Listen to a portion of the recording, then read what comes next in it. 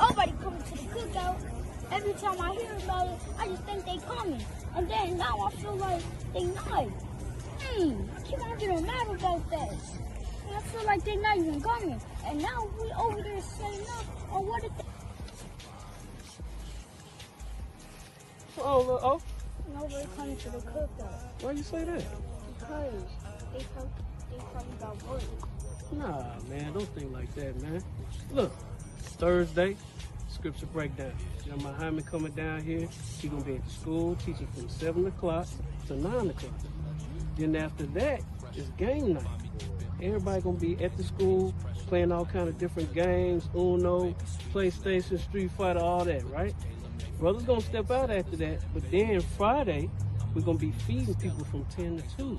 We're gonna feed our people at J.C. Napier in university. So we're gonna do a food and clothing drive. After that, family day. On top of during family day also, we're gonna have a sisters tea party. So everybody's coming to that. And at the family day, it's gonna be bowling, movies, it's gonna be a restaurant in there, arcade, and that's just the start. Saturday is the cookout, the blackout cookout. It's at 1 o'clock to 6. Everybody coming down here. Oh, sir, I'm very happy now. You good? I'm very happy now. That's what's up, man. Let's go help our brothers, all right? All right, my man. Take a ride in the spaceship. Watch me slide in the glide. There's a ride on the spaceship.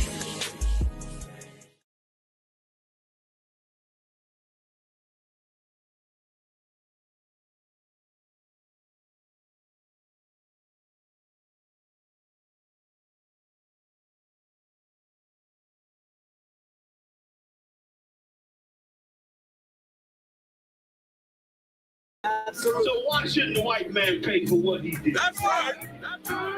One day you'll see just how it feels. Payback is a door. Payback is a door.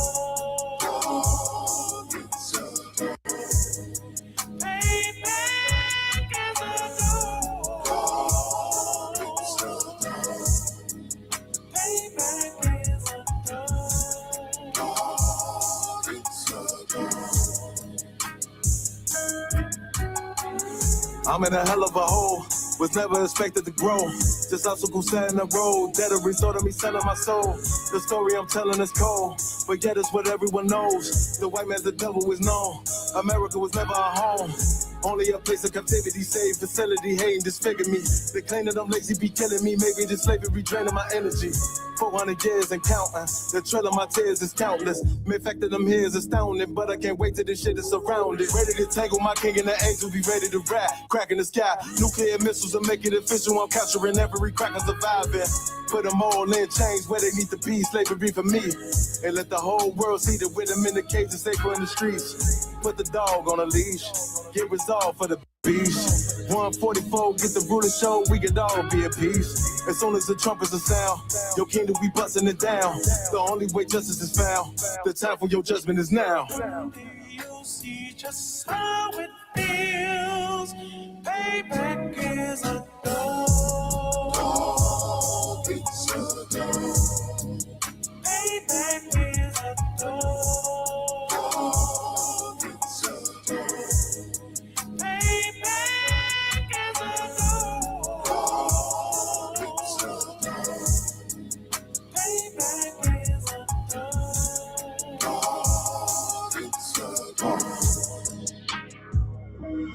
Look, ain't no remorse in my blood cell. It won't be no compromise. Now it's time to feed the worms. Watch his body turn to flies. I clutch iron while you trust the lies. The next Glock I back gon' be Gen 5. I get it customized.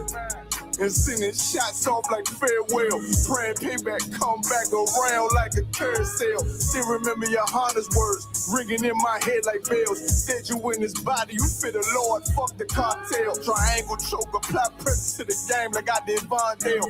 Payback's a bitch in a dress, she a bombshell. Revenge is served cold, I just hope they making oxtail. Glock fresh out the box, I swear it got that new car smell. Made myself a target in the world of mad shooters. There was design fire for our babies to pass through it. In the day of our king's reign, I'll be overzealous. They bought my jealous, I bought brand new parabellums. Someday you'll see just how it feels. Payback is a door. Payback is a door. Payback is a door. Payback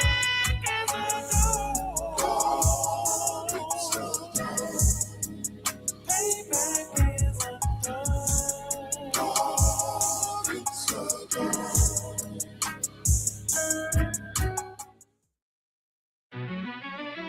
Yeah. Cold shit.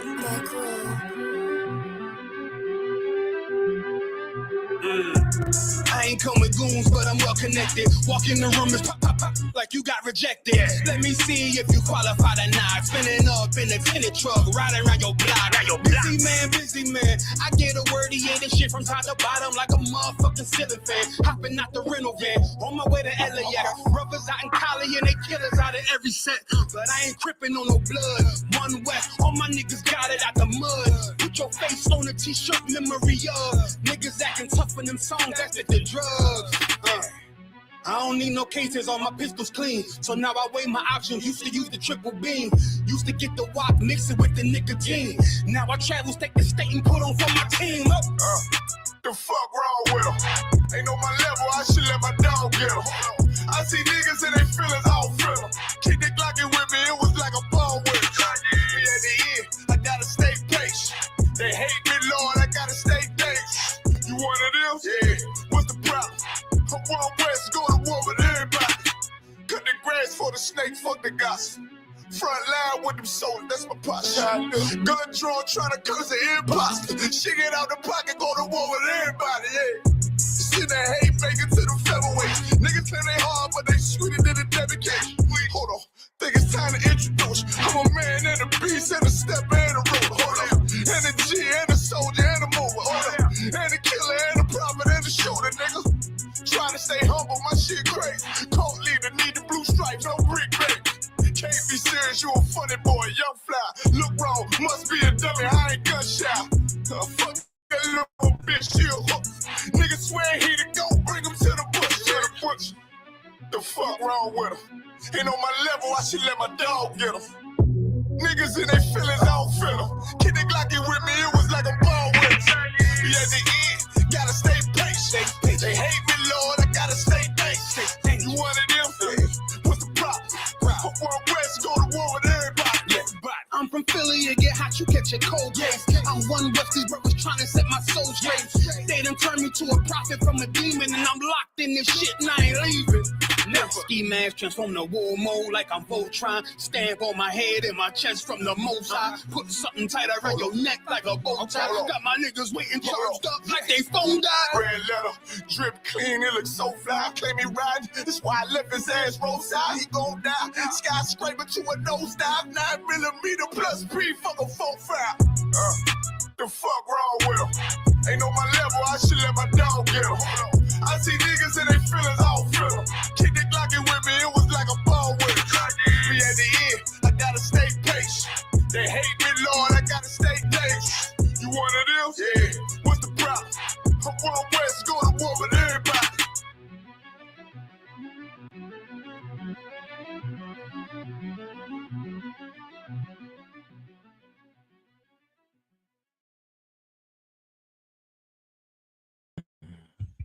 Let me know when you're in there. Are we in there?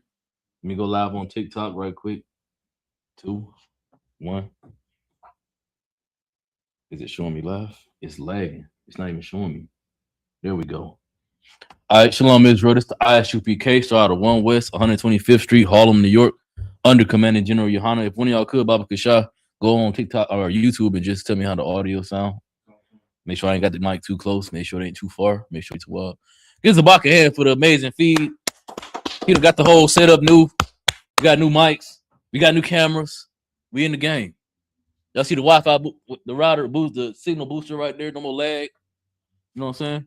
All right, so before I start class, it's like this is Thursday night scripture breakdown class, right? It's where you come and you ask all your questions, any question that you might have, and you get answers to your questions. Before I start class, does anybody have any questions? All right, now, young man, do you know the story of Adam and Eve? Do you understand the story of Adam and Eve? I know you do, oh. So, was Adam and Eve the first two people ever made? Was Adam the first man ever made? So we understand that all people before the flood, all people didn't come from Adam, right? Okay, long on the same page, because you know a lot of people deal with a lot of misinformation, you know. All right, so the topic. Oh, go ahead. So, can I use the scripture in Romans to better explain that real boss and Richie the situation with that rapper? Because a lot of people try to say the brother taking it up the back way is not homosexual, it's his woman.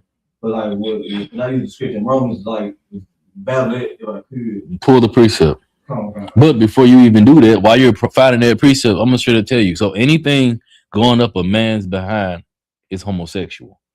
It don't matter if it's another man's rod, a woman's tongue, a finger, anything, because it's not supposed to be that way. The scriptures, Colossians, I think it's Colossians 6:9, talks about men who are abusers of themselves with mankind. They will not inherit the kingdom of heaven. Because there's things that we're not supposed to do. That's alternative lifestyle behavior, and we're not supposed to subject ourselves to none of that stuff. You got that precept? Go ahead. Okay, so the precept I want to use is Romans chapter 1, verse 26. Romans 1:26. Go ahead, read it. It says, "For this cause God gave them up unto vile affections." To vile affections. That's what those vile affections is, meaning they wanted to, and they would indulge in doing all type of disgusting, heinous things. Why? Because their spirits is wicked. They gotta. So people blame the Most High. They say, well, if God is the creator of everything, then how can we not blame him for all the evil and the wickedness that's in the world? Did he make it? Yeah, he made the spirits that allow that. He made the spirits that encourage you to be evil and wicked, but they only have power over you if that thing is in you. You know what I'm saying? A person can come around you and say, hey, look at these kitty flicks. And if you a person that really would do that, it's gonna already be in you, so it's gonna be easy for him to convince you. Just start off with something like, it was just a joke, whatever, just to pick and poke at your spirit. But if your spirit ain't right, you gonna, well, let me see. Next thing you know, you're gonna be on one of them videos where they hitting them with the cart, they catching the predators and hitting them with the carts in Walmart. You know what I'm talking about? That's gonna be you if you ain't careful. You know. So the Lord gave people up for vile affection. He gave us up to our vile affections because we chose that over him. Instead of serving the Most High, we decided we want to do the nasty things, fulfill our nasty lusts that we have. You know what I'm saying? Is that it on that? Do it. But even their women did change the natural youth into that which is against nature. And that's all of our sisters that want to be bulldaggers and carrying on. You know what I'm saying? They don't want to be women. They don't want to be ladies. They want to be dudes. You know what I'm saying? A part of that, it's the black and white truth. Part of that is our fault because we're not there to protect them from the things that happen to them that lead them to turn into that. You know what I'm saying? If a sister had a father in her life, the chance of her getting assaulted by somebody, a real father is present in her life, the chances of her being assaulted by somebody go way down. You know what I'm saying? But it's when her father, even if she has a father in her life, if he's not able to be there to protect her, that's when it happens. It's when he's not around. He's away. Because when he's in the home and he cares for his daughter, those things don't happen. But because those things do happen to our daughters and our sisters, they turn into the thing that they think that the person that violated them don't want. It's a defense mechanism. It's a defensive behavior to protect themselves. You know what I'm saying? So, that being said, so Dr. Bill used Romans 126 for that situation where sister trying to justify the brother being big and stuff like that. Yeah, that's a vile affection. So then if I can use that, I'll be able to use 27 too, right? What's 27 say? Romans chapter 1, verse 27. And likewise also the men, leaving the natural use of the women, burning their lust one toward another, and men with men working there was unseemly. Because reason is that specific line, like I want that I could use well, because like men with men, even though it's a sister going up and running that way, the piece that she used to do that was in the man, right? So that was tend to be like It's the same. it's the same. Yeah, you can use it. Well, that's the question. Most High Christ. Anybody got any more questions? We got any questions online? You got the StreamYard? No, we good. Are we live? Okay, yeah, we live. I'm gonna say 'cause I ain't got no viewers, no nothing. Dang, okay. Nobody checked in or nothing. No sweat. We did that. All right, so go ahead.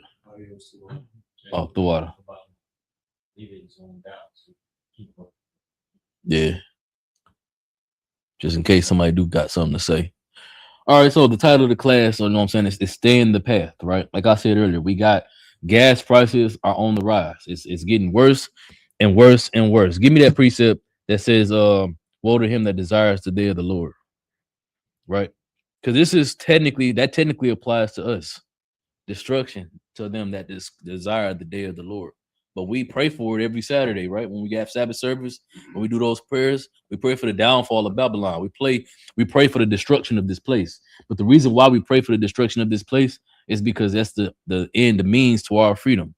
But we have to endure through that destruction. We have to endure all the high gas prices, all the outlandishly high rent prices, everything. We got to endure all this suffering, but it's worth it at the end of the day because we're going to get freedom. Our oppressor is going to feel the pain, the suffering that we felt. Y'all see they got this new virus come out now, the Hantavirus virus. They say it come from South America. I don't know if I believe that, but whatever. It's here.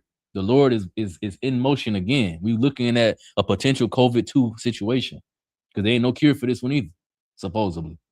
And they even let them people off them boats now, and they flying home and stuff. Now you got cases popping up in the country, in America, you know? But this is part of the suffering that we got to deal with, just like COVID was part of that suffering we got to deal with. You know what I'm saying? That's going to give us freedom. Y'all remember when COVID happened, the whole world shut down? You know, y'all know that black people was able to sit at home and collect $800 a week for free. We was free. We legitimately was free for a couple months. We had real freedom in this place, you know? And it was glorious. But that's not to say that it's going to always be that way every time, you know what I'm saying, a major outbreak happened or a major situation happened. But if that's the case, Barakatah Yahweh was shy, but otherwise we have to endure it because the point is for our enemies to fall. You got that precept?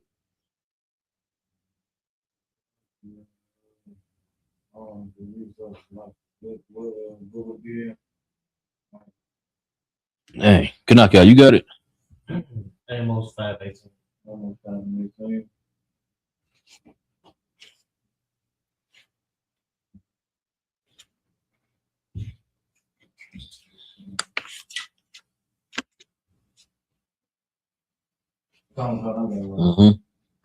Go ahead, read it. This is book of Amos, chapter 5, and verse 18. I can got it.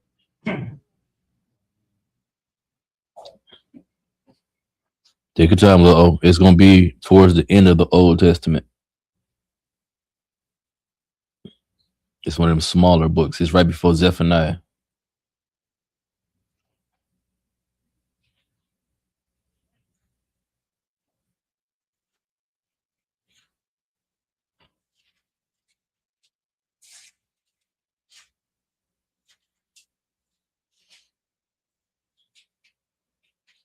Like I said, man, it's very important that we prepare ourselves to suffer. You know what I'm saying? To endure through a lot of hardships that's coming our way, because it's gonna be the ends to our oppression. It's gonna be the end of our oppression.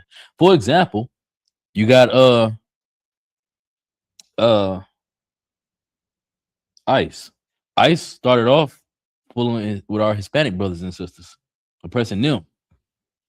They endured it long enough that the Lord started turning ICE against white people. Now ICE starting to unalive white people.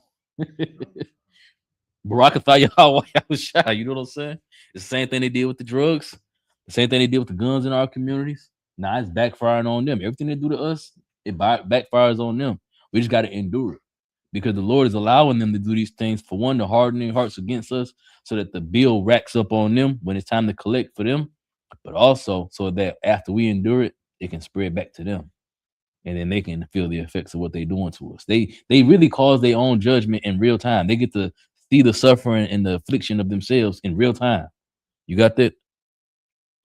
Everybody talk? Go ahead.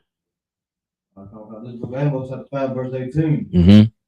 Woe unto you that desire the day of the Lord. It says, woe unto you that desire the day of the Lord, meaning death unto you who desires the day of the Lord, because the day of the Lord is not a good thing. You desiring to see Christ come back and execute judgment on everybody who deserve it. The bad thing about that is that some of us still deserve it. Our brothers and sisters are out there not following the law, statutes, and commandments, not in the truth. They deserve it too. And our heart's prayer desires for them to all be saved. So now we got a conundrum.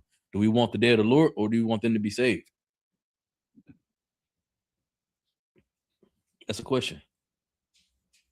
You're it. We want the day, so we don't want our brothers and sisters to be saved. That's out there in the world. They'll need more time. Yeah, I would want them to be saved as well, but I'm under the impression that not all of us will be saved. But that's by they choosing. But it's still our desire for them to be saved, right? But also we desire the day of the Lord, right? So what do we do? What do we want? I guess we want both. Exactly. We want both. We want the day of the Lord to come sooner rather than later, because as the day of the Lord comes, more brothers and sisters are waking up to the truth. The harder things get, the more they getting up out of them churches. Them churches ain't collecting money no more. The churches ain't providing answers to these hard times. So our brothers and sisters are seeing how bad things are getting, and then starting to wake up to the truth. I need to go over there. Them brothers that was on the corners talking all that stuff, they was right. All that yelling and stuff that they were doing on Saturday, they was right. We need to go over there. And so now people coming into the truth. But that's what we want. We want the day of the Lord to come so that those brothers and sisters can have a chance at even waking up to the truth. Because right now, they dead to sin. They dead to the truth. They living in sin. They living in their lust, enjoying the fruits of the world instead of choosing the truth. They choosing the world because they ain't got no reason to. Why? Because they having fun. Everything is kosher right now for them. Everything is copacetic. Ain't nothing hard going on that they got to deal with. Ain't no hardships afflicting them brothers and sisters. Shalom, sisters, you got a question? Which what? So they ain't got nothing that's afflicting them. They ain't got nothing to deal with. So for them, they don't want to see the day of the Lord. They cool with where they are right now, but we want the day of the Lord because we want all our brothers and sisters to be saved. You know what I'm saying? The ones who ain't gonna come, they just ain't gonna come. But it's our heart's prayer and desire for all of them to be saved. But the beginning of them being saved is by them having to suffer the same way we had to suffer before we came into the truth. We suffered as single parents. We suffered as drug dealers, going to jail left and right, gangbangers, dealing with extreme lack of brotherhood in the streets, health problems, mental problems, everything. We suffered all kind of affliction, but it took that for us to decide, okay, well, I'm about to just do something different. And then we came into the truth. So we want the day of the Lord, but we want it because we want to save our brothers and sisters. We want to see them choose salvation versus choosing the world. Keep reading. To what end is it for you? That's what it is. That's what the end it is for us. Wait, go back. Read again. Woe unto you that desire the day of the Lord. Mm-hmm. To what end is it for you? Keep going. The day of the Lord is darkness. The day of the Lord is darkness, and they need to see that it's darkness. They need to experience that darkness. You got children out here that's raised spoiled, weak, and failing. They're not prepared for life. But the reason why they're that way, though, is because they don't understand that the world is darkness. They're sheltered from that darkness. They're in a box with light on. They don't understand that outside that box is real dark out there. So they think so long as this light is on, I can go here, I can go there, I can do what I want to do. I don't got to do what I don't want to do. And they don't understand that hardship is coming. Sometimes you have to do things you don't want to do. That's why it says that that day is darkness, because that darkness is a good thing. It's suffering is a glorious thing. And I'm gonna say it every week. It's glorious to suffer for the Most High because it makes you strong. Because if you don't suffer, you're gonna stay weak.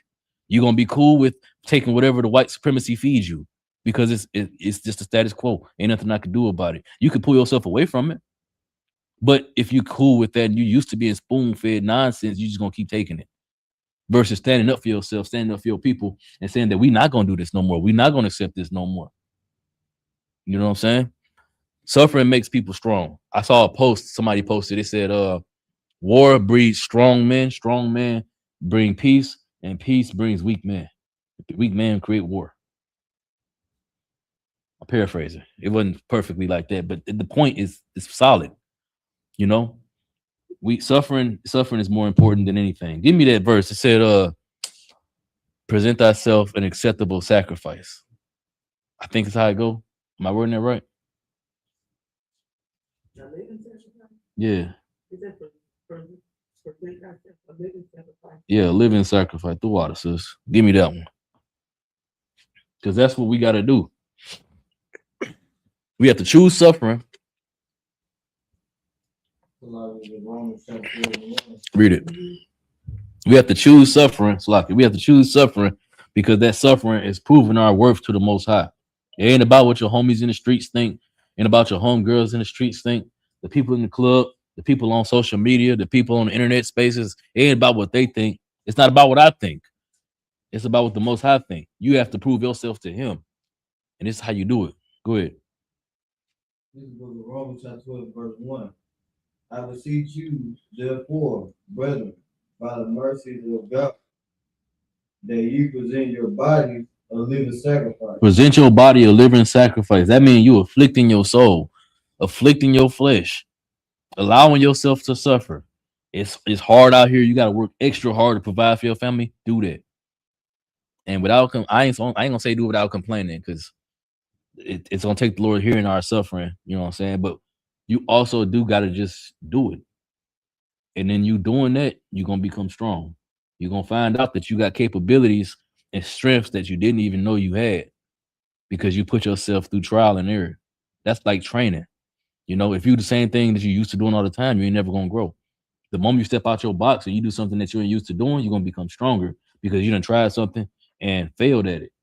But then the next time you tried it again, you got a little bit better. I picked up skating, last year? Or the year before last, I picked up skating. I didn't know what I was doing. I was out there. So I know now because I got my own skates that they call brownies. You know what I'm saying? The rental skates. Because they got cushions on them and trucks on them, and you got to adjust them and change them. And if you don't adjust them and change them, you know what I'm saying, then you're going to fall. You ain't going to be able to roll fast. You ain't going to be able to glide or nothing like that. But once you get your own personal skates, that's when you become, you know what I'm saying, you start really learning that it takes some skill to do this thing. And then you're going to fail, you're going to fall, you're going to mess up. But the more you put yourself through the trial of learning, the better you're going to become. Next thing you know, you moving and grooving, sliding and gliding. Right? You got that? Was you reading something? Good. Lucky, you got a question, sis, before we start? Continue. Okay, go ahead. That you present your body as a living sacrifice. You present your body a living sacrifice. That's what the Lord wants. I got a precept for that, Salakia. Give me I had it, Salakia.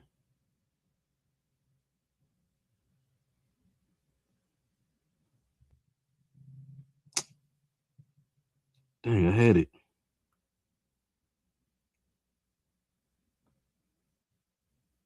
Salakia, y'all. Bear with me.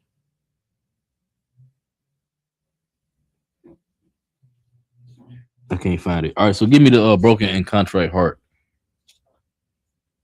Oh, there it is. Psalms 34 and 18. Give me Psalm 34 and 18. Salakia. My breakdowns be kind of long, so I'll be losing precepts under the precepts. Go ahead. This is book of Psalms, chapter 34, and verse 18. Now I can not watch that.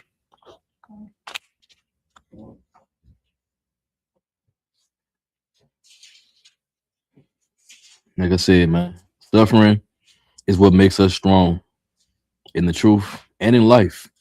The truth is just practical knowledge. When you take what you learn in here, you apply it to your everyday life, that's when it becomes wisdom. That's what wisdom is, the application of acquired knowledge. When you can use what you've learned and apply it. And you can see the positive effects it has on your life and on you as a person. But suffering is the same way. And the real question is, what do we do now, y'all?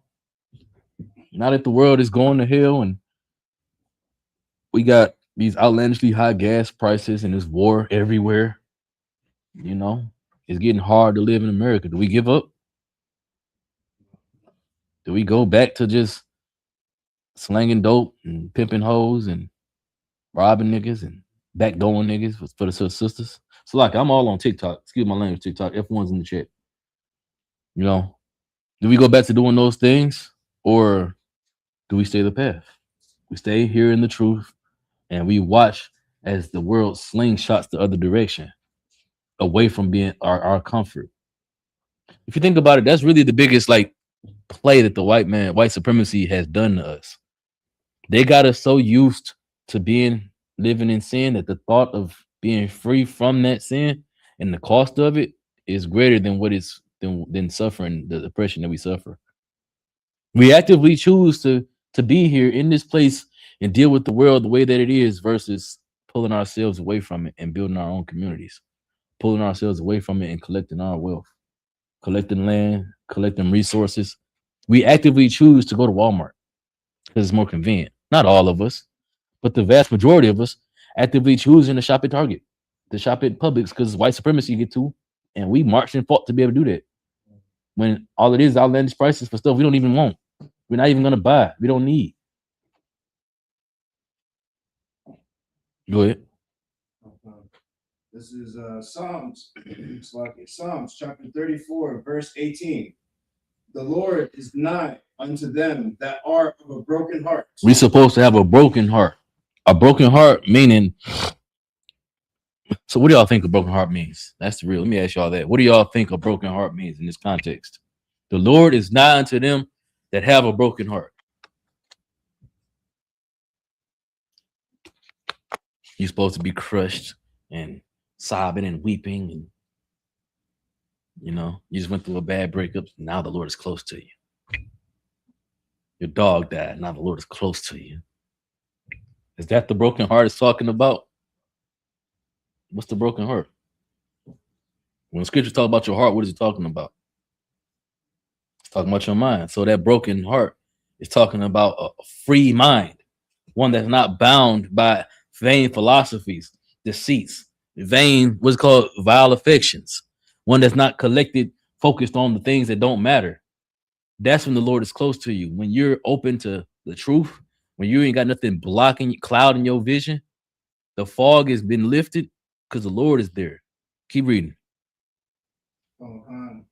And saveth such as be of a contrite spirit. And you got to have a contrite spirit. What's the word contrite mean? Somebody look that up for me. Give me a definition. Go ahead. Contrite. Feeling or expression of remorse or penitence. That's the feeling. That's the heartbreak in the regular sense is the contrite spirit. But the broken heart is talking about your mind being available and free for the Lord, as opposed to being succumbed and subdued by the world out there. But that contrite spirit is where you're supposed to really break down in your spirit, not your flesh, but your spirit break down and be ready to offer itself to the Most High. Where you willing, serving the Lord is it. That's the last path for you. You have to stay there. That's what the Lord wants you to do. That's when he's near unto you. Keep reading. Verse 19. Many are the afflictions of the righteous. Because many are the afflictions of the righteous. So not only are you going to begin to suffer when you start serving the Most High, that's when he's going to begin to be with you. While he's with you, you're going to continue to suffer. We have many afflictions because we serve in him. Because the path to wickedness is peaceful, it's fun, it's real easy. The path to righteousness is hard. The path of righteousness means fighting against your own flesh, your own desires, things you used to wanting to do, then being able to do. You got to fight against them things. Look, I was talking to you earlier about how you should behave in school, right? That's the same thing. That's you fighting your flesh. You have to fight your desire because you got a job to do. You got something to prove to the Most High, right? Read it again. Verse 19. Many are the afflictions of the righteous, but the Lord delivereth him out of them all. But the him is the righteous person. The Lord delivers us out of all of those afflictions. But we got to endure those afflictions. But you know who ain't gonna be delivered out them afflictions?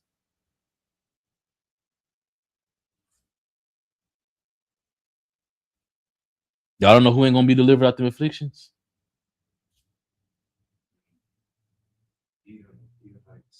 White supremacy. White supremacy is not gonna be delivered out them afflictions. So even though white supremacy controls the earth and they're allowed to give me that what's that Psalms, Proverbs 9 and 24? Yeah, Proverbs 9:24. Pull it. Even though white supremacy rules the earth, they gonna have to experience all the bad that they're doing to us after we endure it. We have to endure it for a time because they are the ones in control. They're the ones with the power. But the Lord is with us and He not with them. So we gonna overcome all the bullcrap that they allow to happen to us, that they do to us. But you know what's gonna happen to them? It's gonna all backfire, and they're not equipped to deal with them things that they afflict us with. That's why fentanyl is so heavy and so prevalent in white supremacy in white communities. But if you look at our communities, fentanyl ain't that bad of a thing. Methamphetamine did not hit the hood nearly as hard as it hit the suburbs. It hit the trailer park arguably harder than it hit the suburbs. But you know who mostly lives in the trailer park? That's some of us. But by and large, it's them. It's white supremacy. So when we endured the crack epidemic that happened in the 80s, and the heroin from the 70s, the coke in the 90s, and all of the crazy drugs that they got from then going forward up to Molly in 2010, we endured all those things. But now look at white supremacy. They all drugged out. From the elites to the flat out poor. They all drugged out. But black people starting to get better. We're actually actively turning away from drug use. You got some small pocket communities that still do it recreationally, but by and large, us as a people, we're getting back to our righteousness. We're saying that we're not doing that because we're seeing what it's doing to people. You're not seeing black people OD on fentanyl at the rate you're seeing white supremacy OD on fentanyl. Of course, we don't speak in absolutes. So, of course, there are still some brothers and sisters that still doing drugs, obviously, but not at the rate that white supremacy expected it to be. Well, they dropped it off in our communities thinking that we was going to abuse it, and we turned it away. But they started doing it, and now it's a problem. Now in Oklahoma, you can get high, and they got what they call them. You got the name of it? About the recovery banks where you can go in there and they help you get high. Exactly. Stuff like that. Exactly. Who is about? They got methadone clinics too. But there's another thing. They got methadone clinics everywhere, but in Oklahoma, they got these houses. It's not a recovery bank, but it's the concept of what you're talking about. It's a name. I forget what they call, but the drug addicts can go there and they can get clean needles. They got a safe place to do it off the streets. And they ain't getting arrested for having these illegal drugs. They just allowed to get high. As long as they do it in this building, this facility. That's crazy. When they was locking us up left and right, calling us super predators and creating all type of hysteria and propaganda about black people. But they got white people just getting high freely as much as they want to. Go ahead. I think I seen an article about that, and it was like it's basically like a safe haven for crack addicts. That's what they are, safe houses. Yeah. You had your hand up. So I can serve right there was the verse in Proverbs 9:18. Is it 9:18? The earth is given to the hand of the wicked. I thought it was 9:24. Job 9:24. What I say? Proverbs. That's a lot, y'all. Yeah, Job 9:24. My bad. What's Proverbs 9:18 say?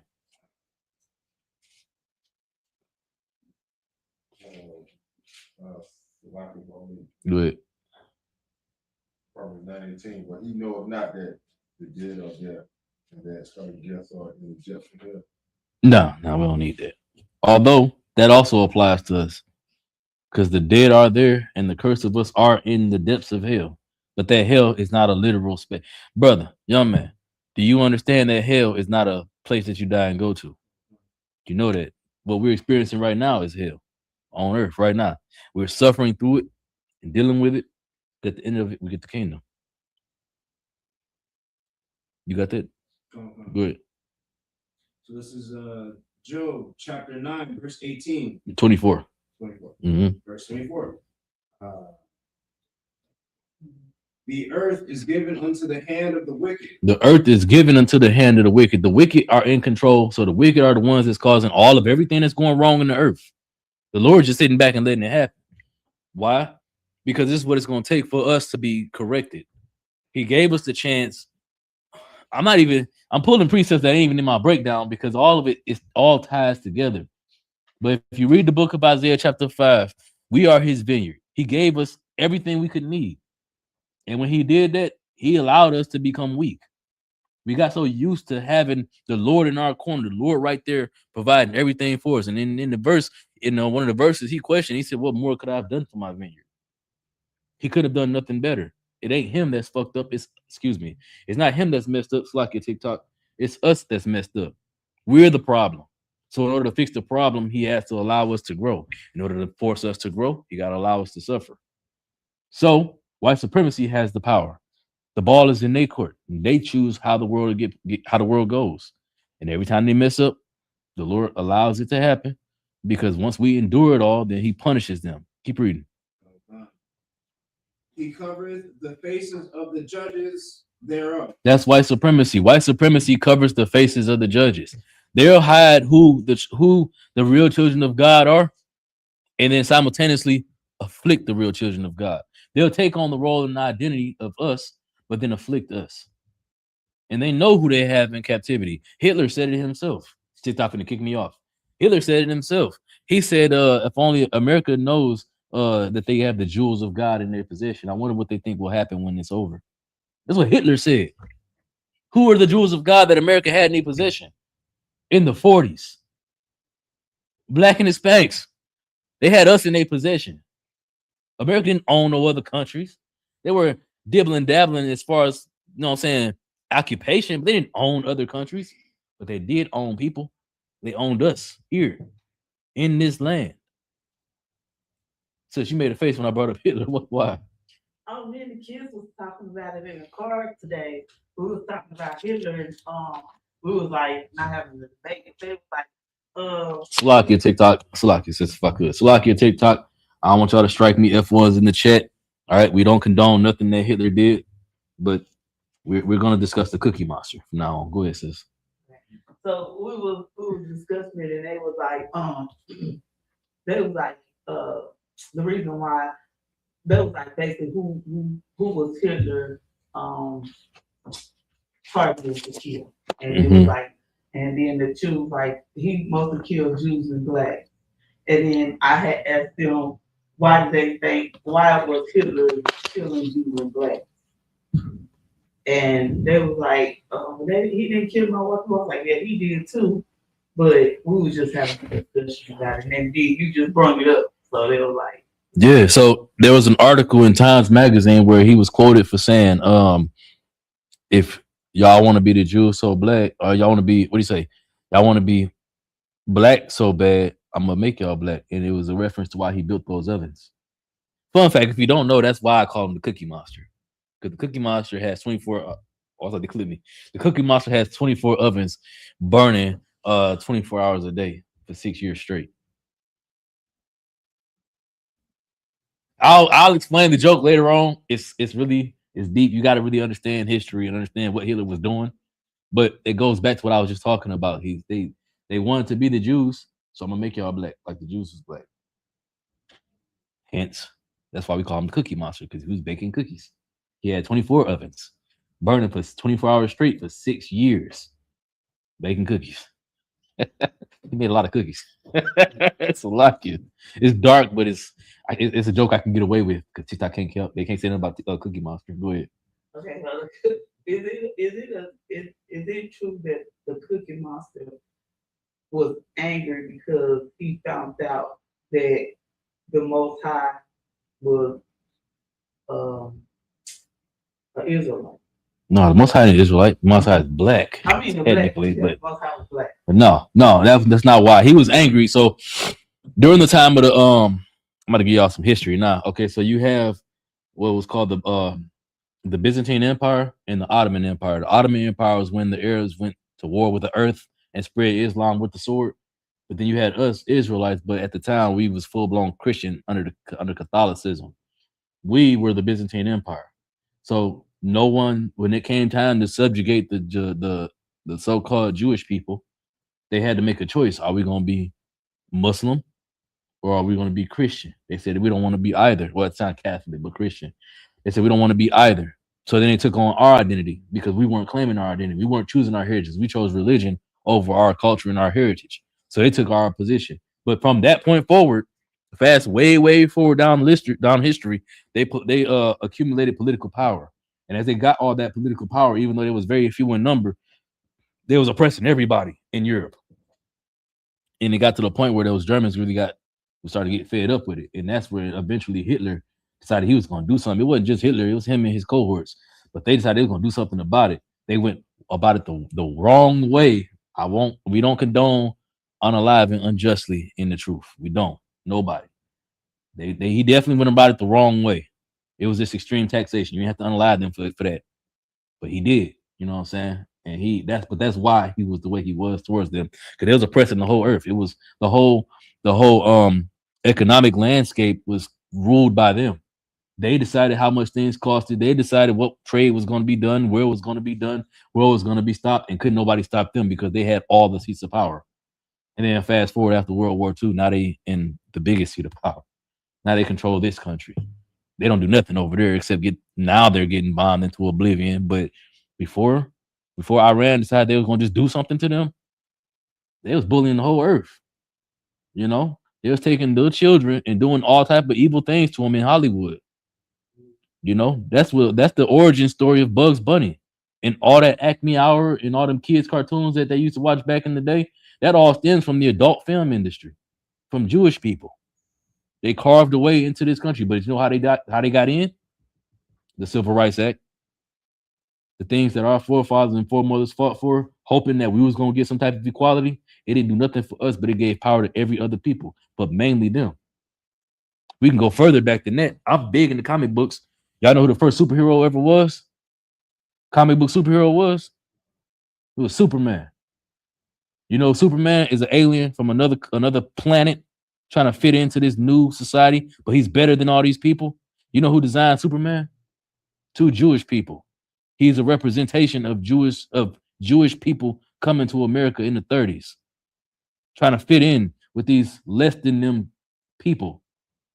So he got to hide his real power. They got to hide their real power while they try to fit in and navigate this American society. So they've been doing the plan ain't never changed. Every time they go somewhere, they amass power, and then they oppress the people in them places in some evil, trifling, disgusting ways. We only know about what they've done here in America. We don't know about what they was doing in lawless ass Germany, in lawless ass Europe, where there wasn't American values. Not saying America got real good values anyway, but it's way more policed here than it was there in the 30s, in the 40s, in the 20s. You know what I'm saying? So we don't tell him what Hitler was really experiencing before that led him. We were just talking about it earlier. You got to wonder, damn, what did he do to make them that mad? What did they do to make him that mad? You know what I'm saying? But that's what I'm saying. You got to really start looking at the things that they experienced dealing with Hitler. I mean, that Hitler experienced dealing with them, not just Hitler, but all of Germany, all of Europe experienced dealing with the Jewish man. What did they experience compared to what we experiencing now, where it's more policed? Now they ain't so free to just do whatever, because now we got the internet, we got social media, so you do anything, the world gonna know and talk about it. What was they doing behind closed doors back then? What kind of shady, evil, manipulative, disgusting things were they doing back then? You know, this ain't got nothing to do with our suffering. It's just the evil of that's white on white crime, first of all, and then do with our suffering. But it's glorious to talk about because You know, you can talk about the Cookie Monster. Don't ever be ashamed or afraid to talk about the Cookie Monster. All right, it's important because the cookies ain't gonna bake themselves. All right, one day Christ's gonna come back and the oven's gonna turn back on. If you catch my drift, it's a lock. You got a precept? Was you only holding a precept? There's a little bit left on that. Go ahead. Start from the top. Come. So this is Job chapter 9, verse 24. Good. The earth is given into the hands of the wicked. He covereth the faces of the judges thereof. If not, where and who is he? If it ain't the so-called Jewish man, if it ain't so-called white supremacy, then where is the man that covers the faces of the judges? Who painted Christ to be Caesar Borgia instead of the Israelite man that he was? Who changed King James' visage to be that of a white man? Do y'all know the history of the throne of the Jacobites? No? Okay, so I'm gonna give y'all some more history. Barack, I'm coming for your class one day, brother. It's gonna happen. It's like it. So I'm about to give y'all some history right quick, right? So the throne of the Jacobites originally, so during the time of the Roman Empire, while they were still in power, you had Israelite men as not rulers, but high-ranking soldiers in the Roman army, right? They were stationed in different countries, different places that became modern-day countries today. You know what I'm saying? Fast forward, the Roman Empire fell, but them brothers still had that power. They still held that power. So they made themselves kings in them places. That's where you get the birth of Scotland, Ireland, Wales, and Germany. That's where you get the birth of them places. But fast way forward a few generations forward from there, they consolidated all that power into one throne, the throne of the Jacobites. They said that we knew who we were, who we are, and that we weren't going to conform. You can read all this information in the Negro Question Volume 2. You can read that whole history. You know, it's in the book called The Negro Question Volume 2, where they called themselves the Covenanters, right? All those kings, they came together and they made a covenant amongst themselves that they were not going to forget their heritage. They were not going to stop serving the Most High God, no matter what happened. So they came together, they consolidated all their power into one throne. They called the throne of the Jacobites. The man who was on that throne was the king of all four of those countries. Fast way forward, King James is born, and he sits on that throne. He takes our records, transliterates them into modern, so understandable English, because back then it was written in Greek. And you had to be wealthy to have an English Bible, but you would living in an English-ruled country. You know what I'm saying? And then fast forward, he was removed from the throne. They stole it from him. White supremacy took it, and him, his family, and all of their descendants, and all the rest of the Benjamites got not all of them, but a whole lot of them got kicked to the Bahamas and to the Virgin Islands and stuff like that. You still got some that were there, but the vast majority of them ended up there. That's how they ended up in Trinidad and stuff. That's how they got there. They weren't just there. They initially was living in luxury in those countries. And then a man named Oliver Cromwell, you'll find this history in the Negro Question Volume 4. It's a man named Oliver Cromwell in 1653 came and he moved those people all the way to those islands. Like I said, made them slaves.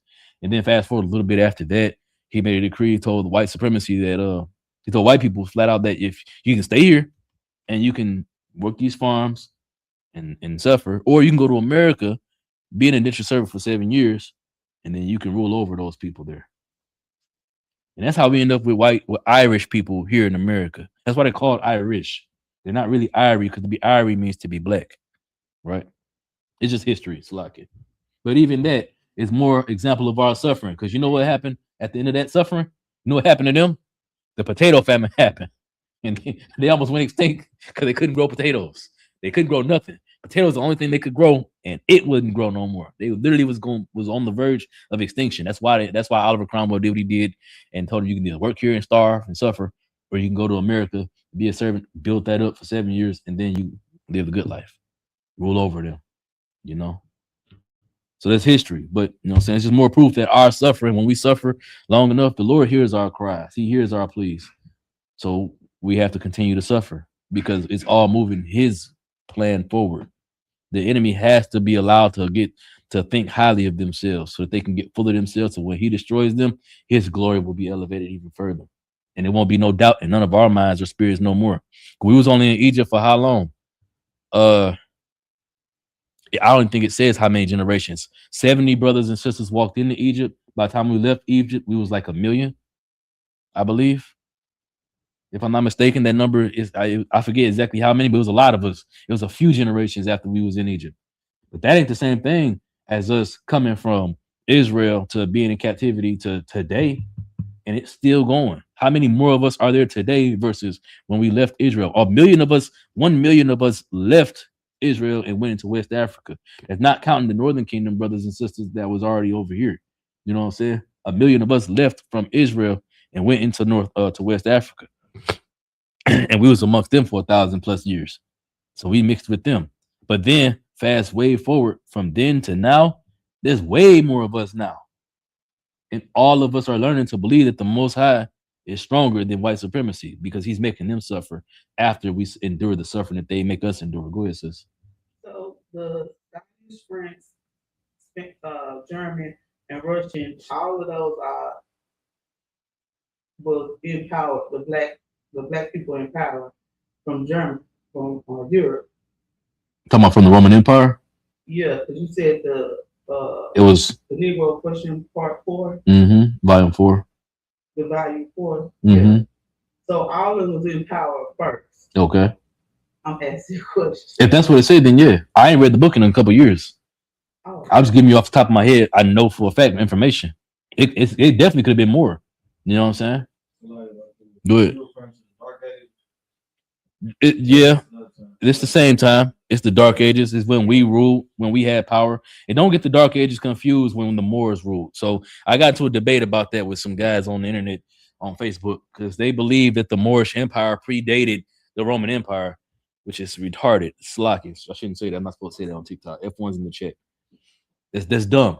The Moorish Empire did not predate the Roman Empire. Before the Roman Empire, you know who owned all of Rome and all of Greece and all of Germany?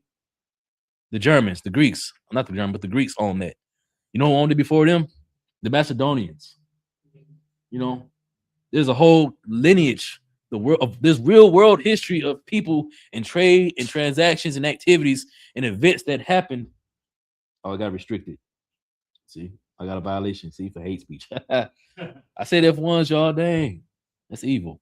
Anyway, there was a whole there's a whole slew of history of what actually happened during that time before Rome ruled Europe, before Greece ruled Europe, when the Macedonians, which are a Greek people, but they're a different type of Greek. They're still the same people. They're different type of Greeks, but they ruled it before Philip took over. When Philip took over, and then Alexander took power from Philip after Philip died. When he took over, he made the whole earth Greek. You know what I'm saying? He took over the whole world, but there was a whole record of the earth and the exploits of Arabs, exploit of the Ethiopians, the so-called Sudanese people, the Nubian people. There's a whole record of all their exploits. They weren't there. They weren't in Europe. You know, so don't ever believe people when they tell you that the Moorish Empire predates the Roman Empire. They're lying, because that was the debate. Remember that Italian girl that she was Sicilian, whatever. She came to camp. She's talking about I'm black too. A whole lot of people in the comments talking about Italian or Sicilians are black too. They're talking about they're descendants of the Moorish Empire. No, they're descendants of the Romans. They're Italian people. They're white people that lived on an island. They're the same people. They're not no different than them. They're not black though. They don't have a history in black. You know what I'm saying? Being black. But I got to a whole bunch of arguments and debates about that because they wanted to say because the Roman Empire, the Moorish Empire existed prior to the Roman Empire. But that's not true. So your whole argument just failed. You can run that game on any wannabe black person you want to, but you can't run it on me because I know real history. All right. During the time of the Roman Empire, the Moorish Empire didn't exist. They weren't even a thought of coming into power. They didn't come into power until after the Byzantine Empire. When the Byzantine Empire was established and power was already set up in different countries, then the Arabs decided instead of continuing this war, we're gonna blend in with those people because they submitted. They waved the white flag. They blended in with the Ottoman Empire, and then they got seats of power. Now it's the Moorish power. Now it's just brown people. That's what the Moorish Empire is. It's a coalition of different races of people. But before that, it was the Byzantine Empire. Before that, it was the Roman Empire. Before that, it was the Greek Empire. And before that, it was the Macedonians that ruled all of that. You know what I'm saying? That's real history. It's lucky, y'all. I done went all the way on the tangent. Let's go back to the scriptures. Let's go to John 15 and 20. Real quick. I ain't mean to bore y'all. Y'all got any questions? Everybody to what? I ain't mean to lose y'all like that, Slakia. Maybe I should teach a history class one day, man. Get Command Junior Hana the truth, bro, because we real scholars in here. I ain't gonna lie. 10 years ago, 5 years ago, I didn't know none of this history. I couldn't talk to you. I didn't know who the Ottoman Empire was, who the Byzantine or the Hasmonean dynasty was. I didn't know none of that stuff. I knew Alexander the Greek. All I knew is he died from syphilis when he was 24. That's all I knew. That's all I knew. I didn't know none of this amazing history, the lore behind our greatness, man. Go ahead. I had to answer for your question, like a few questions. I know this late, but like I ended up finding the answer for it. What was the question? Accurate answer. You're talking about the place where they go to legally get hot. Mm-hmm. So the accurate answer to that is called a supervised injection site. Supervised injection site. That's outlandish. They told us to pull ourselves. Socket, was you done? Yeah, I was done. Like they just said exactly what it is. Go ahead. A supervised injection site or assist is a facility where individuals can use illegal drugs under supervision of medical professionals. These sites provide clean injection supplies in a hygienic environment, allowing drug use to inject substances like heroin or cocaine without fear of arrest. That's outlandish, bro. Meanwhile, during the 80s, we had to hide the dope. During the 70s, we had to hide the heroin. We couldn't have the drugs, but now because it's only white people choosing the drugs, they making safe houses for white people to do them. Go ahead. Oh, John 15 and 20. John 15 and 20. Not First John, the book of John. It's after Luke. Matthew, Mark, Luke, John. It's the fourth book in the New Testament. Go ahead, sis. So the place that they go to, they provide the drugs too. No, they provide the need. Wait, did it say they provide the drugs?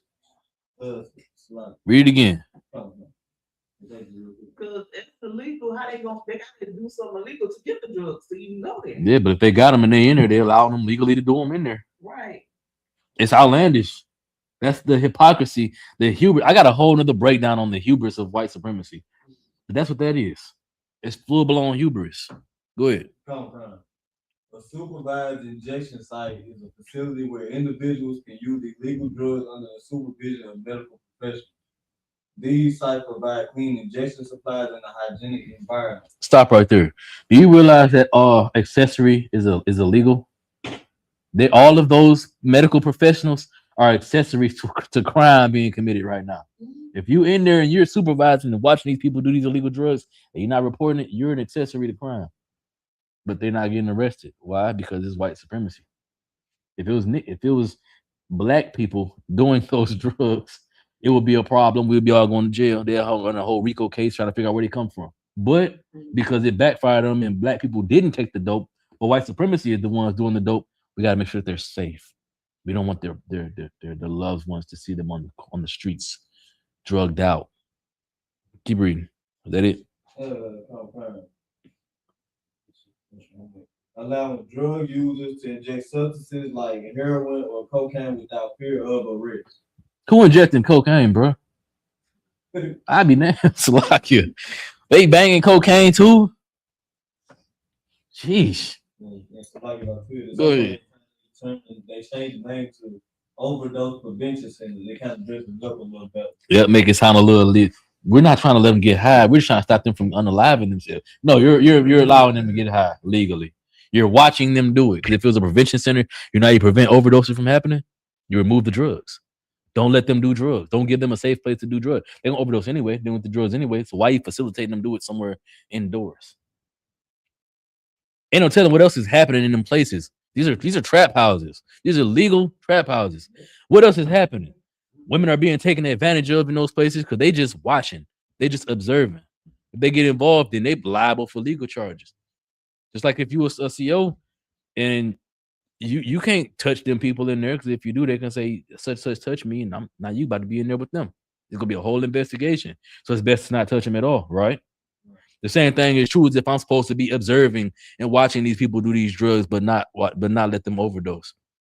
So that means they do stuff to each other. I'm not supposed to intervene because I could be legally charged. You see what I'm saying? How slippery of a slope that is? How thin that line really gets? It's an evil thing, man. Keep going, Salaki. That was it. You got that? 15 and 20. Yeah, go ahead. This is John chapter 15, verse 20. Okay.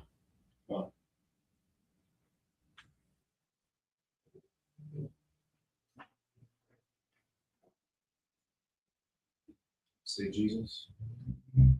For everybody that don't know, you know what I'm saying, Jesus is Yahweh Shai. Is it John 15 and 20? Or is it 1 John? Read it. Come on. Yahweh Shai answered him. Hold on. That is not. Let me make sure that's the right precept. Let me get there. John 15. No, that's not John. You in 1 John 15 and 20. Oh, God, I got John 15 right here. Yeah, go to book of John. It's after. It's Matthew, Mark, Luke, then John. It's in the New Testament.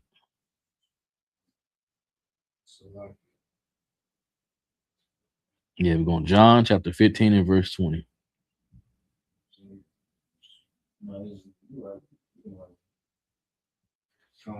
Go ahead. All right. Remember the word. Call it out. Oh, this is John chapter 15, verse 20. Mm-hmm. Remember the word that I said unto you. Remember the word that Christ said unto us, right? To the disciples as we was talking to, but it applies to us. We have to remind ourselves, we have to remember what was actually said. Keep reading. The servant is not greater than his Lord.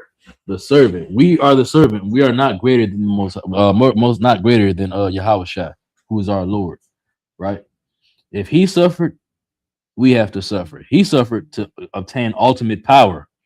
We aren't going to obtain ultimate power, but we're going to get something that's the next best thing, to sit at the foot of the man who has ultimate power, to have rulership with the man who has ultimate power. Keep reading. If they have persecuted me, they will also persecute you. Christ suffered all type of hell during his time. He didn't have a home. He had to go from place to place and rely on brotherhood and sisterhood to have someone to lay his head. He didn't have to. He didn't have to, but in order for him to lay the path for us going forward, he had to. He had to show us that even though you don't got everything under the sun, even though you don't have riches, you don't have wealth, you can still be in the truth, and the Lord can still be with you. You got to stay the path. I'm too out the water. You got to stay the path. Keep reading. If they have kept my saying, they will keep yours also. If they kept the things that Christ taught them, then they're going to keep the things that we taught them too. Why? Because we're supposed to teach the same thing that Christ taught, but also because we're more credible in the things that we're teaching people. Why? Because we suffered the same way Christ suffered. Instead of living in a huge house, having fancy cars, you know what I'm saying, living off the brothers and sisters' tithes and offerings like the church do, we poor regular black people, Hispanic people, Native Indian people. We regular brothers and sisters in the truth, just trying to make it. So what we saying hold weight because we're not so removed from the hood. We're not the brother that stand on the pulpit preaching to the people, pointing the finger to them that they wrong, but driving a Bentley, spending their money, not offering them solutions. We're not those people. We out there giving out free food and free clothes. Shout out to the cookout, the Blackout Nashville cookout. It's coming up July 4th, July 3rd. Y'all know what we doing July 3rd? Oh, yo, get out of hand. Get that cookout in hand. You know what I'm saying? Y'all brothers and sisters about to put in real work. That's glorious for the Lord. Suffering for your brothers and sisters. And that's what we finna do July 3rd. July 3rd, we going out to JC Napier projects and giving out food and clothes. Our sisters gonna have them a glorious, easy going day. But we brothers, we gonna go out here and be men. We're gonna be soldiers and we're gonna do the work of the Lord. Not for our own selves, not for our own vainglory, not to make no money, but to serve our people. Because that's what it really means to be a man of the Lord. That's what it really means to be on the Lord's side. Choosing him means choosing your suffering people who don't appreciate your kindness, who don't appreciate the sacrifice that you're making. That's why you can't get caught up in it being a sacrifice for them. It's supposed to be a sacrifice for the Most High. And that makes it worth doing. He said, feed my flock. And we legitimately gonna go out there and feed their spirit, their bodies. But in feeding their bodies, you know what else we're doing? We feeding their spirits as well. We showing them that there's a group of people out here that don't want nothing from me. I don't got to give them nothing, and they will help me. We exist. Real love exists in the ISUPK. If you don't got food, you don't got clothes, come to JC Napier Projects, right next to the gas station. July 3rd. We'll be there. Free food, free clothes, expungement program, everything. And you're gonna be safe. Because I'm gonna have a whole team full of brothers on Shamar right there to protect you as you come and get these resources and you make it back to your vehicle. Unless you on foot, you're making it to the bus stop. I have a man watching to make sure you make it to the bus stop safely. So long as you over here around us, I will make sure that you safe. Ain't nothing gonna happen. That's brotherhood. That's what it really means to be a brother. You gonna say something? Yeah, it's like if I Good. brain not so heavy. The reason why I'm saying that is because like this is the same stuff Christ will do.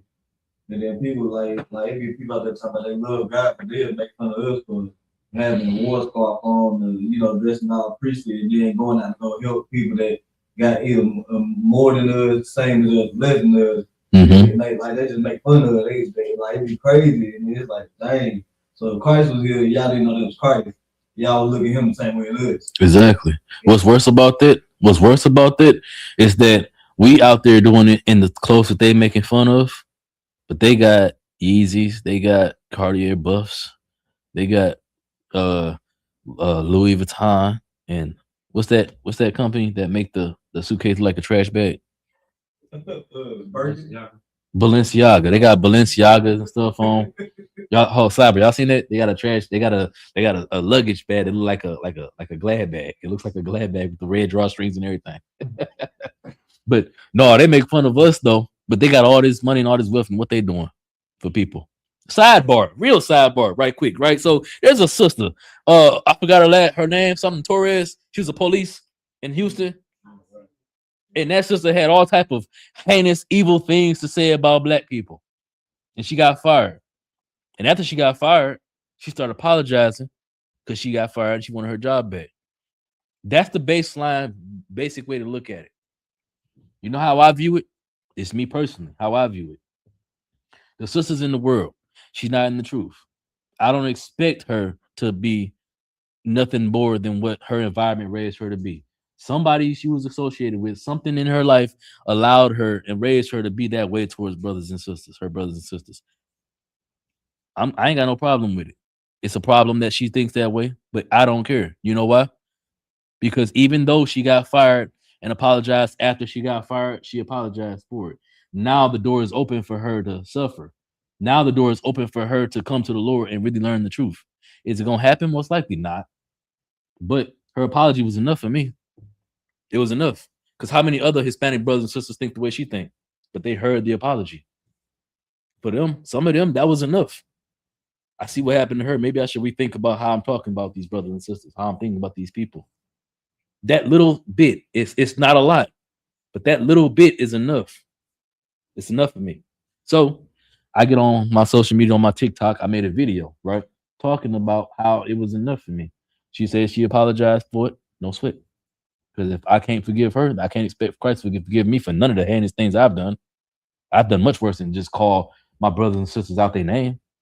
Talk bad about my brothers. I done much worse than that. So I can forgive her apology. So I got a bunch of black people on there talking about, well, why should we forgive them when they all treat us the same. They all treat us bad. This, that, and the third. Whoopty bam. They voted for Trump. Yeah, and black people voted for Obama. Black people voted for Biden. What they do for black people? Nothing. They made it legal for us to be. They encouraged us to be more alternative lifestyle. If you catch my drift, they encouraged that. They made it easier for them to do that. They gave them rights. You know what that did to the black community? It caused an outlandish amount more damage to the black community is what it did. So if I'm gonna be mad at them for voting for Donald Trump and choosing him and the destruction that came from choosing him, I got to be the same way towards black people for choosing Obama, for choosing Biden, and all the destruction that come to our way because of them. Right? That's fair, right? Am I tripping, sisters? That's fair, right? You looking like you don't want to agree. So you don't feel like that we should view that the same way?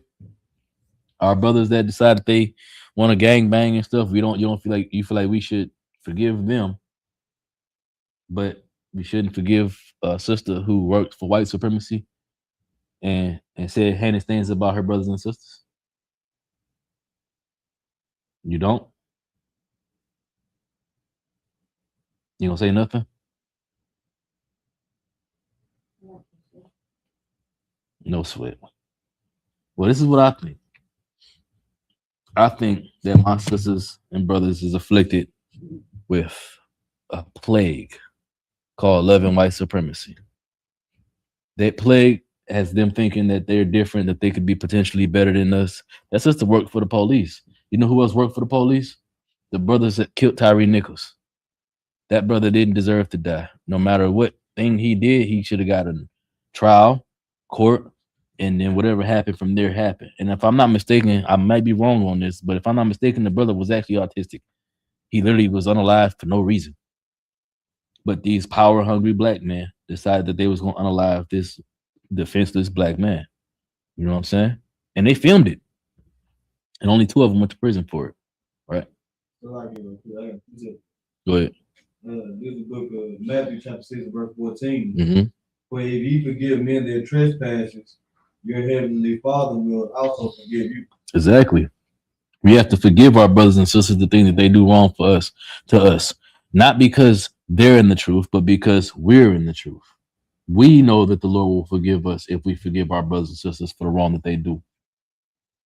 They don't know that. So I don't expect them to act no different. I would love if they didn't act the way they act, do the things that they do. But I don't get mad. I expect a YN in 2026 to act like a YN in 2026 because he don't know the truth. He don't know no better. Can he be taught better? Yeah, for sure. Is the environment that he live in conducive to him learning better? No. So do I hold it against him or do I hold it against the environment that he lives in? And I try to offer him a solution. I offer him a solution. I hold it against the environment that he live in. I condemn the guns being planted in his neighborhood. I condemn the nigga, the brothers that's slinging drugs in his neighborhood, looking all cool, flashing all the money. I condemn all the girls that want to be video girls and OnlyFans models and all the stuff that lifestyle brings. I condemn all of that. Why? Because I want to offer that brother opportunity to be better. I want to offer him the opportunity to know the Most High, to be saved from oppression and suffering. Go ahead, keep going. Verse 15. But if you forgive not men their trespasses, neither will your Father forgive your trespasses. And that's the ultimate point.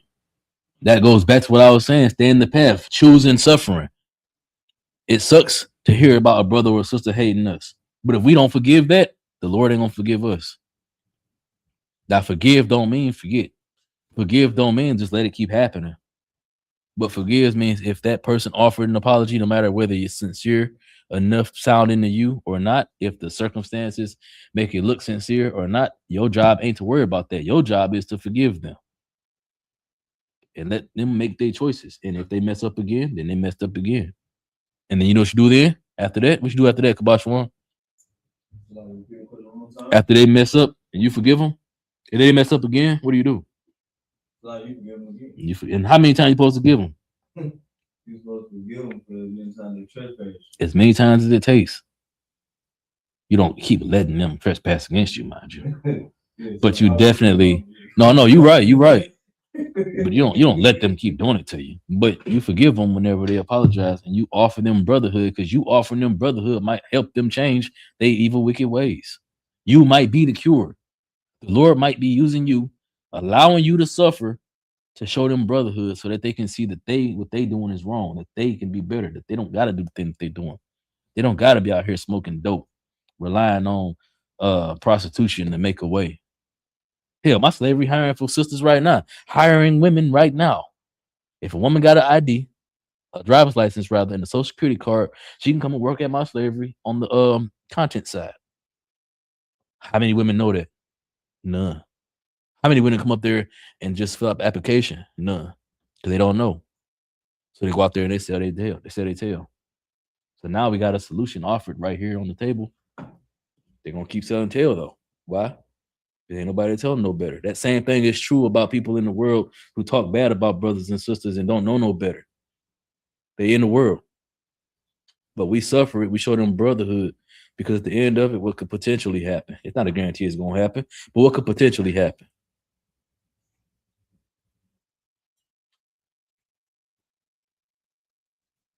That's a question. I think we got this question one more time.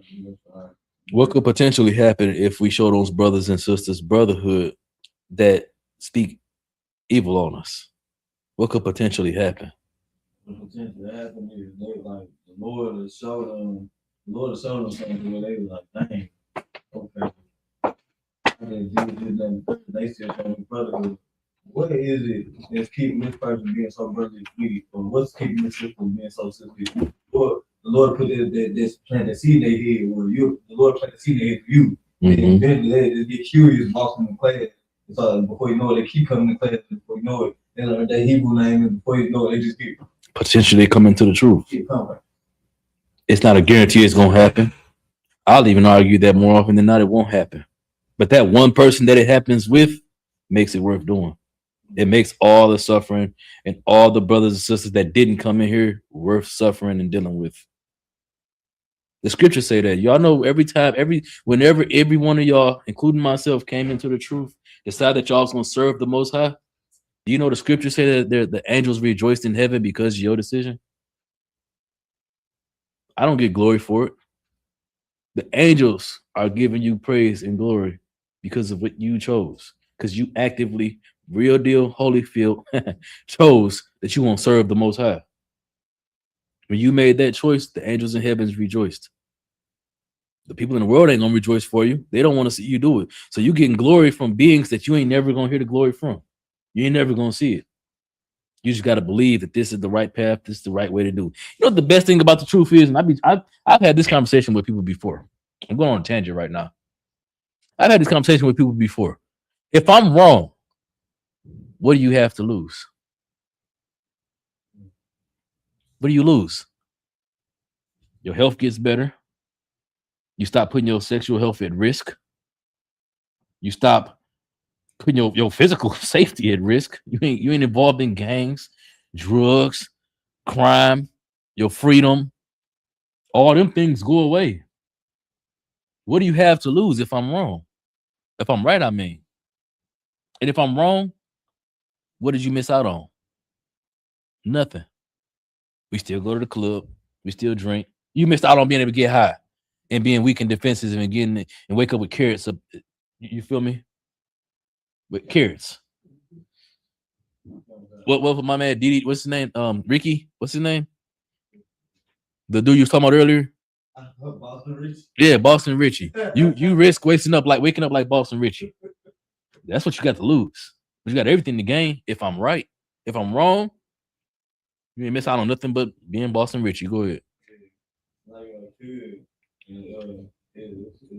crazy that you bring it out, like, you know what I'm saying? Like every time, like, I be around, like, some of the people in the world, like, I just end up in this place. I don't intentionally be there, but then they'll be talking about everything that I know for a fact. I'm doing that. So then when they ask questions about, what's your name? What you do? Yeah, I mean, I actually carry inside, you know, one with some picture on you, then I get the whole rundown. And before you know it, they like, oh, they what's up? And they move around out of nowhere. Now I ain't got to worry about these brothers trying to smoke in my face and nothing like that. Mm-hmm. I ain't got to worry about whatever problem they got coming to them, come my way because they don't move around to somewhere. Girl, I give you a real life example. It just happened recently, man. We went to this club culture the other day. I was the first person in there. Do you know the club? I'm the first person in there. As soon as I walk in the door, my brother could walk up trying to shake up with me on some GD stuff. I said, this ain't that no more, brother. I'm an Israelite now. What the bam.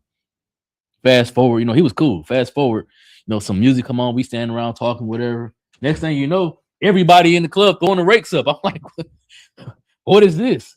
That just goes to show that when the Lord with you, a bubble is surrounded by you. You're surrounded by a bubble. That's called being blessed. That protection of the Lord, you're surrounded by all of the enemy, but there's a bubble around you keeping you safe. The Lord, when the scripture say, when our ways please the Most High, He will make even our enemies to be at peace with thee. We went to a club full of GDs with shields on us, looking like gangster disciples, saying that we not GD, but we wearing GD paraphernalia, what looks like GD paraphernalia, and it wasn't a single issue. That's the Lord. That's suffering for the Lord's glory. Was that it though? You 12? That's happened to me recently. Some brothers moving upstairs from me. They're like, so yeah, what skills is it? They like, they said they over there rolling up, they try to conversate, get all cool and stuff like that. And then they start asking me questions. I just start promoting school, like there you go. Out the back. You know what I'm saying? Mm-hmm. And then they're like, oh man, y'all know something? I can reach out to you. They didn't even try this. I said, all right, I got the content right here. I left my phone crew. They just move around. And I was like, I ain't seen them since. Ain't no thing. Look, see, but what you offered though, what you offered them was solution. You planted a seed. Now it's like when you get a new car, right? You start seeing your car everywhere. It ain't that more of your car is being bought now. It's just now you have this car. Now you done seen your car. Now you start seeing your car amongst the crowd to see of cars. The same thing is true with the truth. Now you know the truth. That seed has been planted. You've heard it. Now you can hear it everywhere. Go ahead, sis. That's true what y'all saying. Like, when people see like our dog, they be like, you a GD, and I'm like, no, but I don't really talk because now I had seen the the car in the back, so I just keep the cars in the school in my purse. Most high purse. Here you go. That's what you. That's what you do. Keep these in my purse. Yeah, that's just a hand. That's exactly what you do right there. This why I wait, and I just keep these. I just get them off the table, so I ain't got to do all that explaining. I just send them a card. That's all you. That's all you're required to do. Because by you doing that, you showing them that there's a solution. I'm gonna tell you something about GDs that y'all might not know. Every brother that's GD, all of them are looking for brotherhood. That 215-19, that 16-13-12, that's like it. But that's what that is. That 215-19 is brothers of the struggle. That 16-13-12 is never too much. It's never too much what? It's never too much love. It's all about a desire for brotherhood. When Larry came up with them laws, that's what it was supposed to be. It's how we supposed to really be. It's like a fake version of the truth. It's really what it is. But they don't know that. They don't know that that's what the truth is. But they used to worldly. So GD in the penitentiary and GD on the streets is not the same thing. GD in the penitentiary is about order. It's about growth and development. GD on the streets is about gangster disciple. And them brothers that choose that they want to be gangster disciple on the streets, they prefer that because it's more fun. And then they find out that they're not supposed to be banging. And then they switch up and carrying on whatever. But they don't understand that it's more to being that thing that they claim than just the violence and the fun. It's real responsibility. The goal is to be better. It's supposed to be, you're supposed to become the greater discovery. Well, how you gonna become the greater discovery if you're out here doing drugs, something that you ain't supposed to be doing? You know what I'm saying? Under your law. You know what I'm saying? It's like I ain't mean to go on that tangent. It's like your Parak.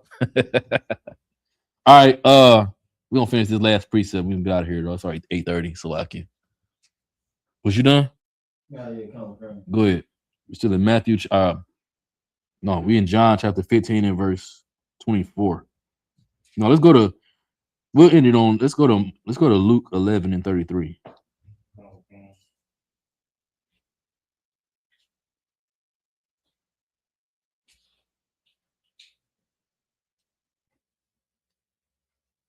No, go to Ecclesiastes 9 and 4.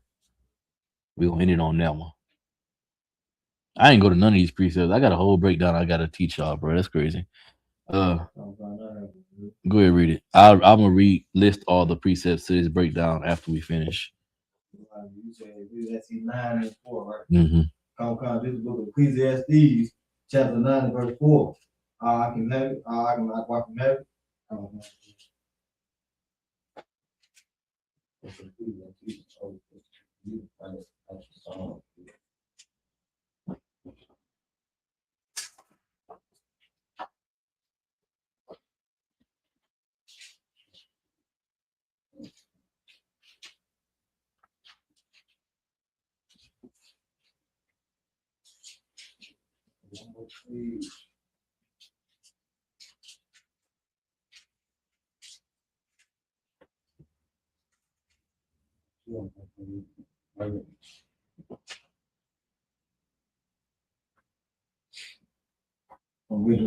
They got me for hateful behavior. Go ahead, brother. You 12. Okay. This book of Ecclesiastes, chapter 9, verse 4. Mm-hmm. For to him that is joined to all the living, there is hope. For a living dog is better than a dead lion. It's better to be a living dog than a dead lion. Meaning you could be alive. It's better to be alive and be poor than to be spiritually dead but be mighty, have all type of wealth, glory in the earth. You're a dead lion. It's better just to be a living dog. You poor, but you got the truth. That's enough, bro. For real. Keep going. Verse 5. For the living know that they shall die, Because we know that we're gonna die. But keep going. but the dead know not anything. But them brothers that's got all that wealth and they living in they lust and in their spirit, they don't know nothing. They don't know what suffering really is. They know what pleasure is, though. They don't know nothing. But we know what suffering is. We can appreciate the little bit that we get, because when we get a lot, it's gonna be great. Right now, we got a little bit. We making the most out of that little bit. But them people that got a lot, but they spiritually dead, they completely disconnected from the Most High. They don't know nothing. And then when they suffer, it's gonna cause them to jump off buildings and stuff. Keep reading. Neither have they any more a reward. And they ain't got no more reward after that. Keep going. For the memory of them is forgotten. Because they're gonna be forgotten. No one's gonna remember the wicked Negro that decided that he wanted to serve white supremacy. No one is going to remember white supremacy beyond art museums, and you pull up to Zabak's establishment, his plantation, and you're gonna see a bunch of white supremacists crawling around on all fours. Imagine you driving down the street and you see this plantation house in the distance. You see Zabak tall as can be. All right, and you got a field full of white people crawling around on all fours.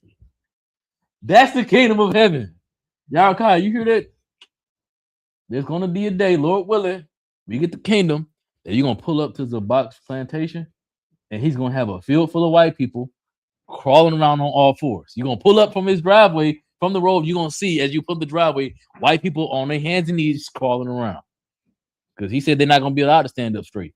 So on his plantation, white supremacy gonna be on all fours. I look forward to that day. Austin the Shock said that his slaves, his white slaves, are going to be forced to make things that white people need, but they won't be allowed to use it. They're going to be forced to make sunscreen, but they cannot use sunscreen. This is what our suffering is going to reward us. The ability, the chance to see these things really happen, man. This is why we suffer. This is why we do it. That's the kingdom of heaven. And with that, I pass the class. Wait, anybody got any questions? Everybody to Wab? All right. With that, I pass the class off to Officer Kabashwan.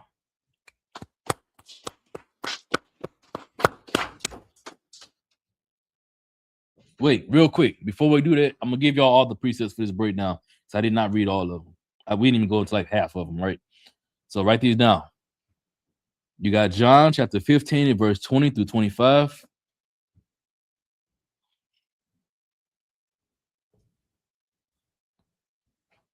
John 15 and verse 20 to 25.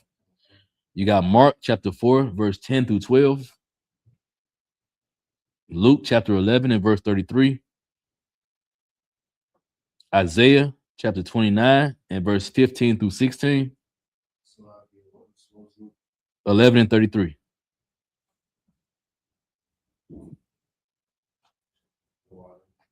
You got Isaiah 29 and 15 through 16. Ecclesiastes chapter 9 and verse 4 through 5. 2 Corinthians chapter 12, verse 9 through 10. Romans chapter 5 and verse 3 through 4. I told y'all my breakdown is long, so like I got all the precepts. Psalms chapter 34, verse 18 through 19. Go ahead. Psalms chapter 34, verse 18 through 19. Psalms chapter 119 and 71.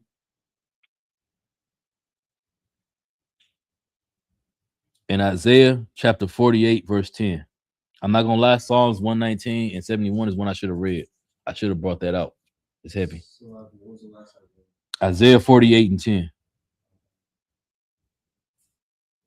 And the bro. All right, brother, go ahead. Slack These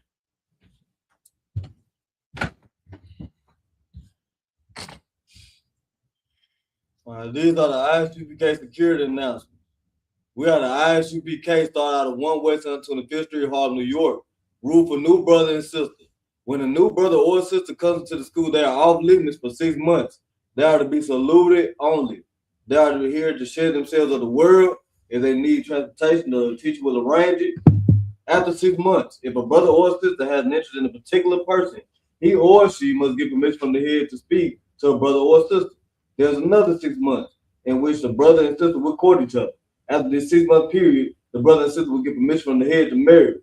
Tithes, which is a commandment, found in Numbers chapter 18, verse 21, and Malachi chapter 3, verses 8 through 10.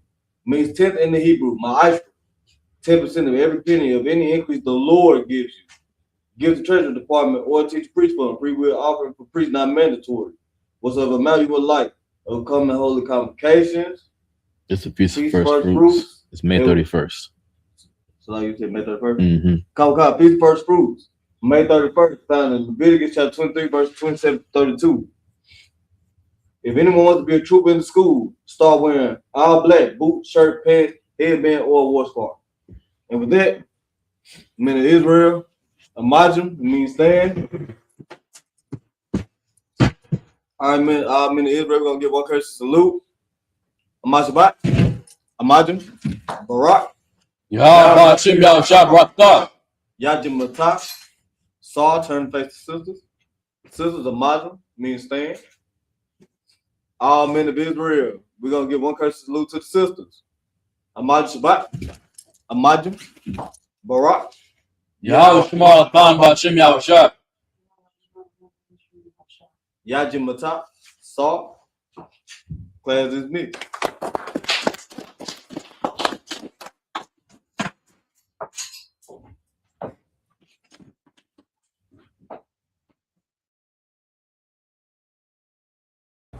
Nobody comes to the cookout. Every time I hear about it, I just think they coming. And then now I feel like they not. I keep on getting mad about that. And I feel like they not even coming. And now we over there setting up on what it Oh. Nobody coming to the cookout. Why you say that? Because they talk about work. Nah, man, don't think like that, man. Look, it's Thursday, scripture breakdown. Jeremiah Hyman coming down here. He gonna be at the school teaching from 7 o'clock to 9 o'clock. Then after that, it's game night. Everybody gonna be at the school playing all kind of different games, Uno, PlayStation, Street Fighter, all that, right? Brother's gonna step out after that, but then Friday, we're gonna be feeding people from 10 to 2. We're gonna feed our people at J.C. Napier in university. So we're gonna do a food and clothing drive. After that, family day. On top of during family day also, we're gonna have a sister's tea party. So everybody's coming to that. And at the family day, it's gonna be bowling, movies, it's gonna be a restaurant in there, arcade, and that's just the start. Saturday is the cookout, the blackout cookout. It's at 1 o'clock to 6. Everybody coming down here. Oh, sir, I'm very happy now. You good? I'm very happy now. That's what's up, man. Let's go help our brothers, all right? All right, my man. Take a ride in the spaceship. Watch me slide in the glide. There's a ride on the space.